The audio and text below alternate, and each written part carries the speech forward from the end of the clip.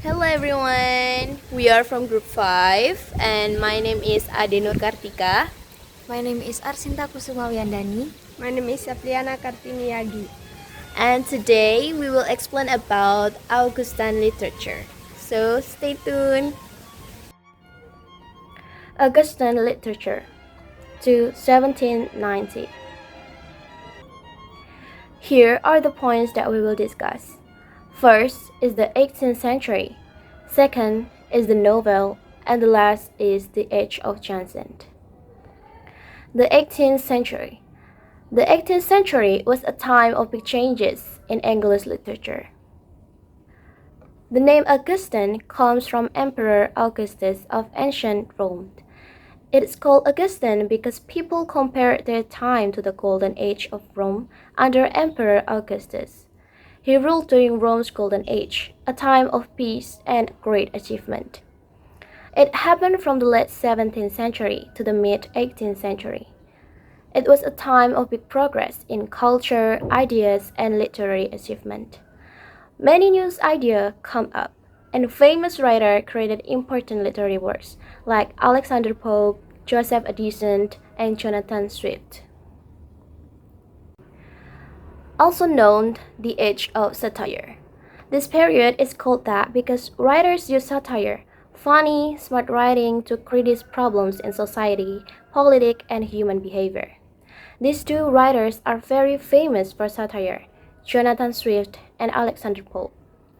Writers inspired by ancient Roman and Greek literature. Writers in this time loved classical works from ancient Rome and Greece. They copied their style, rules, and focused on reason and structure. Also known as the Age of Johnson, Samuel Johnson wrote Dictionary of the English Language. In 1755, Johnson published a Dictionary of the English Language. It was one of the first and most complete English dictionaries, and it helped shape the language. Rise of the novel. Before this time, most writing was poetry or drama. In the Augustan age, the modern novel began to grow. Long stories about real people and real life. The Enlightenment. It was a time when people valued knowledge, science, and logical thinking to improve society. The Enlightenment was an intellectual movement in the 18th century that focused on knowledge, science, and logical thinking to improve society. It encouraged people to think critically, question authority, and use knowledge to solve problems. The movement believed that education and logical thinking could lead to progress, making the world a better place through social change and freedom. Alexander Pope and 18th century civilization. Joseph Addison, 17th and 9th until 1784. He was a poet and writer who is most well known for creating The Spectre, a magazine that had a primary aim of encouraging philosophical conversation. Addison's writing often focused on morality, education, and society. He used humor and satire to make his readers think about their values and behavior. Some of his other famous works include Cato, a play that promotes freedom, and his essays that discuss important social issues of his time. Jonathan Swift, 1997 until 1745. He is a great prose writer, essayist, English satirist, and novelist. Jonathan Swift was another important writer of the Augustan period, and his works were characterized by their irony and political commentary. One of his most famous works is Gulliver's Travels.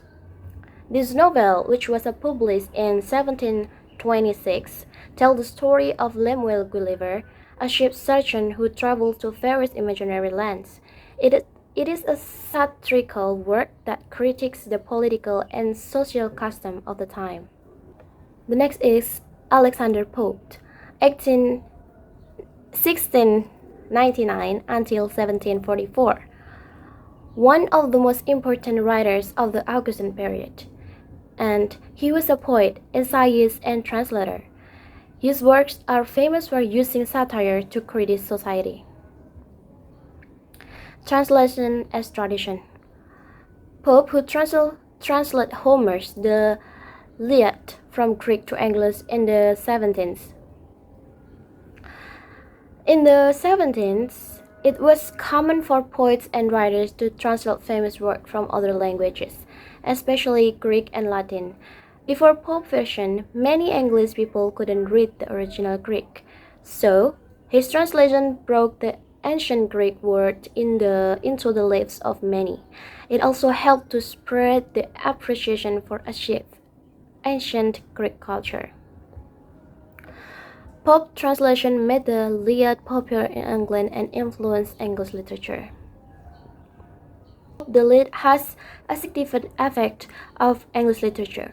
The way he translated ancient epic poetry influenced other English writers to adopt heroic themes, formal language, and structured verse in their own works. His translation helped shape English literary tradition by introducing epic storytelling and classical styles to English writers. The Rape of the Lock. Oh, it is a poem combined from an essay on criticism and beauty of the pastorals, and one of his famous works. It is a satirical poem by Alexander Pope. It tells the story of a young woman named Belinda whose lock of hair is cut off by a man named Baron. Even though it's a small thing, the poem makes it seem like a big, serious event. Pope used the poem to make fun of the way rich people care too much about small things, like their appearance. He shows how a simple action, like cutting hair, gets blown out of proportion. The next is John Gay, 1685 until 1723. He was a friend of Alexander Pope and part of his literary circle. His most famous work is The Beggar's Opera, 1728, a musical play that mocks Italian opera and high society. The Beggar's Opera is a satirical musical play by John Gay. It satirizes Italian opera and the upper class of society. Gay uses humor to mock the fancy, serious nature of opera and the corrupt, hypocritical behavior of the wealthy people in high society. The next is Lady Mary Wortley Montague, 1686 until 1792. Best remembered for her letters, she wrote political prose and a play, but was first known for her verse. The novel. Novels became popular as middle-class readers grew. Daniel Defoe, 1660 until 1731. He was a novelist, journalist, and political commentator. One of his most famous works is Robinson Crusoe. It's a novel about a man who gets shipwrecked on a desert island and has to survive alone for many years. He builds a shelter, finds food, and learns how to live by himself. The story shows his adventures, struggle, and how he used hard work and smart thinking to stay alive. It also talks about loneliness, fate, and human strength. Written by Daniel Defoe, it is one of the first English novels and is still popular today. The next is Samuel Richardson, 1686 until 1791. He was a printer, publisher, bookseller, and author. Richardson wrote simple farewell letters from more complex social situations. Henry Fielding was a satirical novelist who mocked the moral tone of Richardson's Pamela with Joseph Andrews, a comic story full of lively adventures and the lovable Parson Adams. His greatest novel, Tom Jones, is a bland comic epic in prose, following a warm-hearted but flawed hero through the misadventures to a happy ending. His works focus less on realism or psychology, more on storytelling, humor, and the flaws and strengths of human nature. Tobias Smollett was best known for writing picaresque novels such as The Adventure of Roderick Random, 1748, The Adventure of Peregrine Pickle 1745 and The Expedition of Humphrey Clinker 1771. Lawrence Sterne was a friend of Alexander Pope and part of his literary circle. His most famous work is The Beggar's Opera 1728, a musical play that mocks Italian opera and high society. Thomas Gray. He was the most gifted poet of the generation after Pope. His 14 published poems are sophisticated. Pre-Romantic sensibility.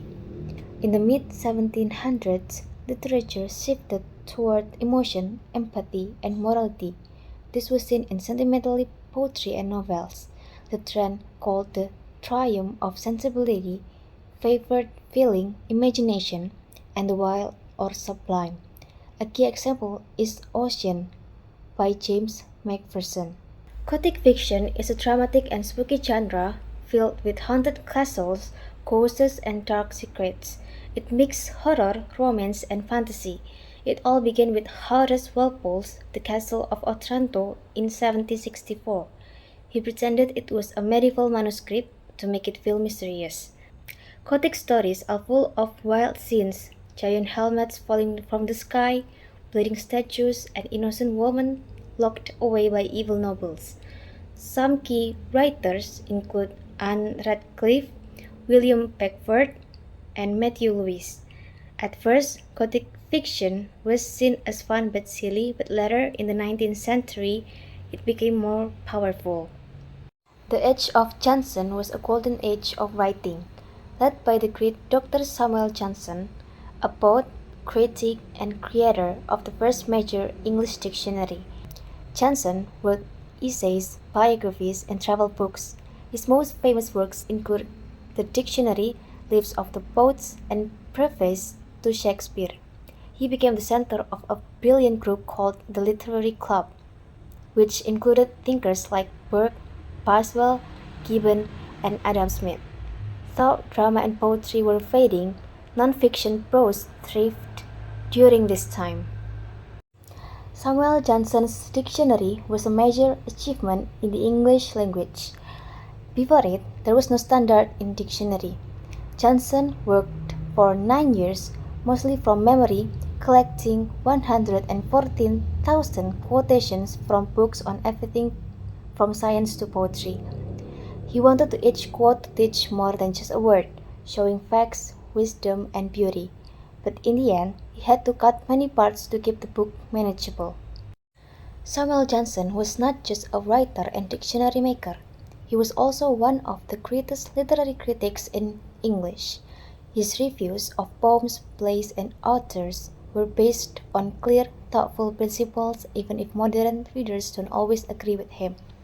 He praised great works even by authors he disliked, and saw flaws in famous ones, like Shakespeare, whom he loved, but said used too many puns and rushed endings. Still, Johnson loves Shakespeare deeply, quoting him in daily life, even on his deathbed. His criticism is powerful not just because it's smart, but because it's human. He made readers think, not just agree. James Boswell, a young and eager Scotsman, met the older and brilliant Samuel Johnson. He followed Johnson for years, writing down their talks and capturing his personality like no one else. Boswell's book, The Life of Samuel Johnson, showed Johnson as a real person, funny, serious, and sometimes difficult. He even made himself look silly to make Johnson stand out. Because of Boswell, we don't just learn about Johnson. We feel like we know him, and that's what makes his biography so special. Nonfiction wasn't just facts, it was powerful literature. Writers like Gibbon and Sheridan made history and oratory rich and elegant forms of prose. Back then, history and speeches were seen as branches of rhetoric, full of style and emotion. Today, we often overlook this kind of writing. Formal speeches have faded, and even politicians rarely read these great thinkers. But their influence was huge. Macaulay once called Burke the greatest man since Milton. Edward Gibbon was a British historian, writer, and member of parliament, best known for his monumental work, The History of the Decline and Fall of the Roman Empire. He was a key figure of the Enlightenment, known for his fast learning, sharp wit, and philosophical skepticism. Born into a wealthy English family, Gibbon was educated at Oxford but preferred independent study. For a short time he became a Catholic, but later returned to the Church of English. His questions about religion became part of how he wrote history. Gibbon was also a member of Dr. Johnson's famous literary club, alongside figures like Burke and Reynolds. Edmund Burke was an Irish-born British politician, writer and philosopher known for his strong opinions on politics and society. His most famous work is Reflections on the Revolution in France, 1790, where he criticized the French Revolution for its violence and chaos. He saw a society as a living thing made of small groups. He called them little platoons, like family and community, not just ideas or contracts. Burke is seen as a founder of modern conservation.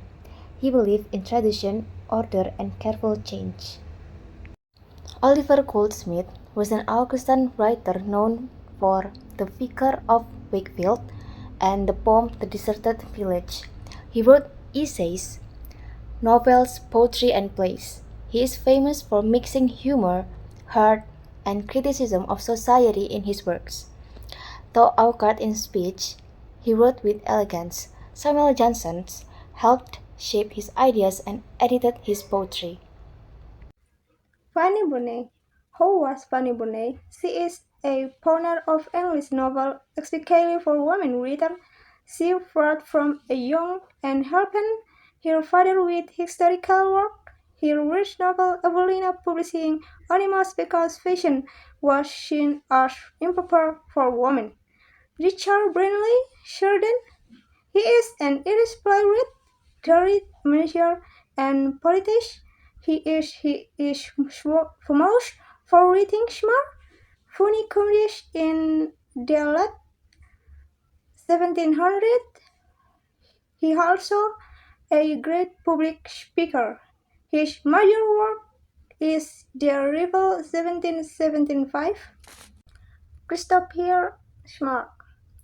He is an English poet known for broad, Augustan-style poetry and strong, mystical religious form. His style ranges from neat and proper to filled and emotional, inspired by the Bible and nature. His famous poem is For a Will Consider My Cat Joffrey. William Cowper. He was an English poet and humorist known for both his lying verse and deeply emotional religious poetry. His most famous long poem, The Turks, 1775, Robert Bruce. He was a famous Scottish poet who brought in both English and the Scots language. His first both poems, scholarly in the Scottish dialect, made him instantly famous. Consolation. The 18 years Kentucky was a time of being ideas and strong emotional in reading, readers talking about reaction but also about feeling. They helped prepare the way for romantic literature in the 19th years century.